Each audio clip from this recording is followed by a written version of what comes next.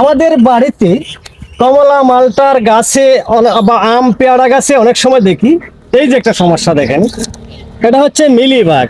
এই যে দেখেন, তো আমি এখানে ওষুধ দিয়ে দিচ্ছি, এই কারণে ওরা জীবিত নয়, এরা নষ্ট হয়ে গেছে। এই যে দেখেন, এর ভিতরে নাই কিছু।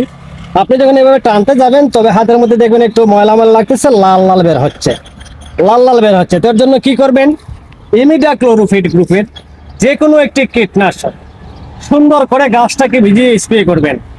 একবার স্প্রে করার 7 দিন পরে বা 6 দিন পরে আবার স্প্রে করে দিবেন, তাহলে এই মিলিবাগগুলো এখানে থাকবে না। পাশাপাশি আরো একটা কাজ করবেন, মিলিবাগ শুধু মিলিবাগই থাকে না, ওরার কারণে গাছের ছত্রাকও জন্মায়। যখন পিঁপড়া চলাচল করে তখন গাছে দেখা যায় পাতাগুলা গাছের কালো হয়ে যায়। আমি এখানে দেখেছিলাম, এই যে দেখেন, এই যে দেখেন পাতাগুলা কালো আবরণ পড়ে যায়। এর জন্য কি করবেন, আপনি কার্বন ডাজিম গ্রুপের যে কোনো একটি ছত্রাকনাশক 6 দিন পরে পরে 2বার স্প্রে করে দিবেন। এটা থাকবে না ভাই, আমরা স্প্রে করছি, করার পরে দেখেন উঠে গেছে। ভালো থাকবেন, আল্লাহ হাফেজ।